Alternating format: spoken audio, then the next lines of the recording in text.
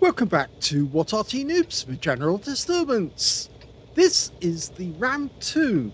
It's a Tier 5 American Premium Medium tank.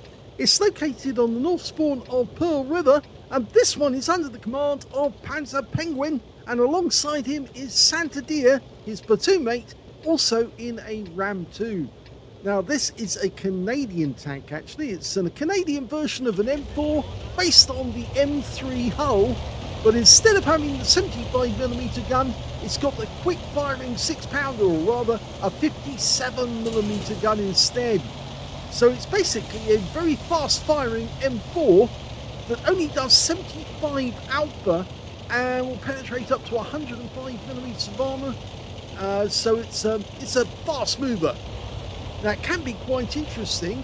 It just depends on how quickly you take down the enemy. Because although you've got a fast-firing gun, which has got a normal reload of 2.2 seconds, you can see here Panzerpenguin's got it down to 2.1 already. He's landed in a Tier 5 game, and he's now taking that looks apart. One more shot. Oh, and the kill goes to Santander. So he's got one, and he's on the scoreboard. Okay, let's get into the village. One quick look, just to make sure that we're okay. Now they made 1,899 of these by 1943. It's basically, as I say, it was basically an M3 hull, but with the M4 turret. Instead of fitting that big 75mm, they fitted the 6-pounder, which is much quicker. Oh, he's got some problem here, because that's the Churchill 3. He's also got a 57mm, but there's two up against him.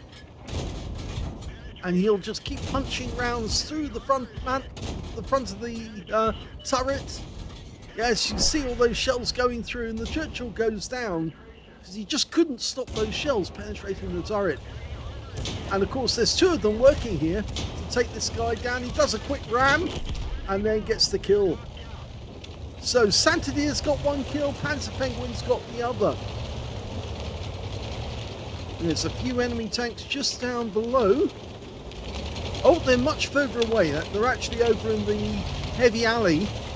So we're leaving this area, and I think we're going to go over the far side and try and take out the enemy from the rear.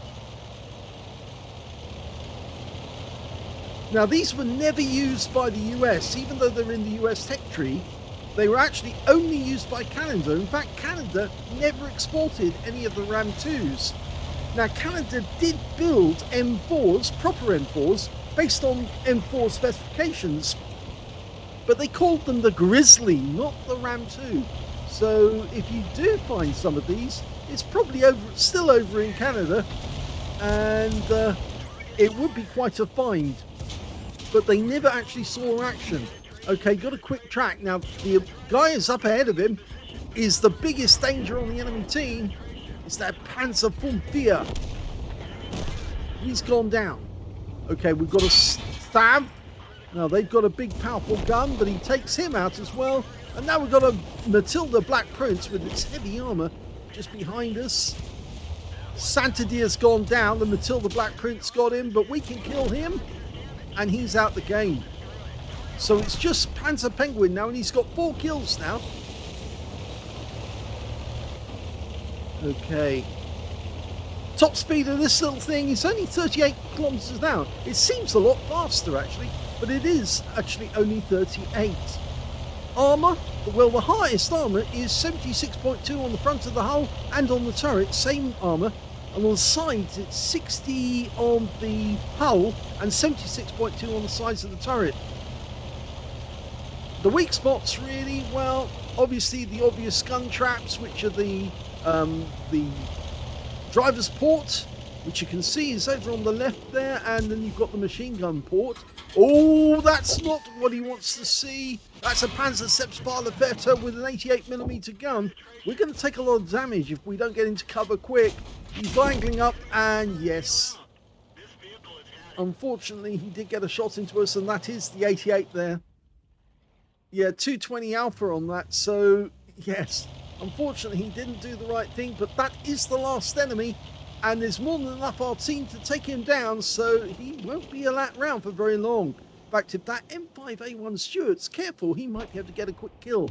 But in fact, the Type T34, the Chinese version of Type 34, T34 has got the kill instead, and that is the end of the game.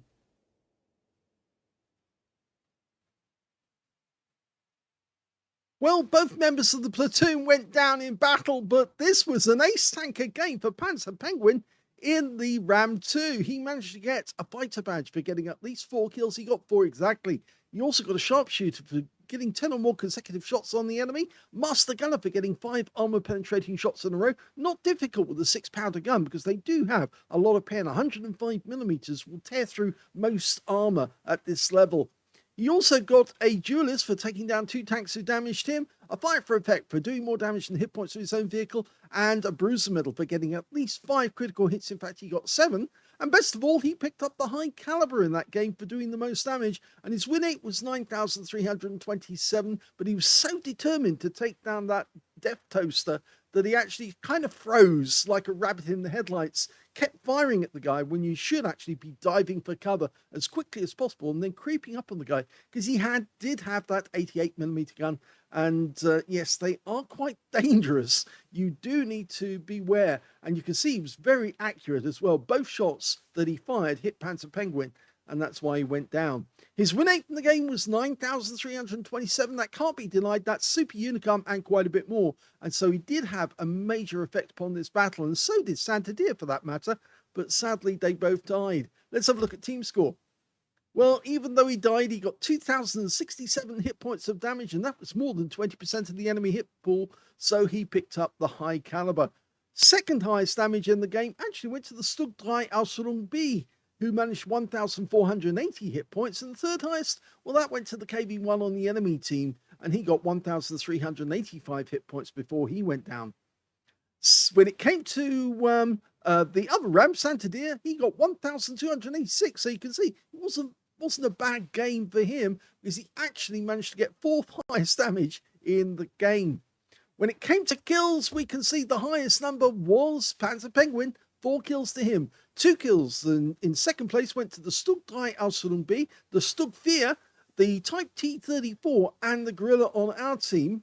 And on the enemy team, their KV-1, their Panzer Selbstballefährte 5C, or 4C, I should say, actually. He managed to get 2 kills as well. And we can see Santander only got the 1 kill, I'm afraid.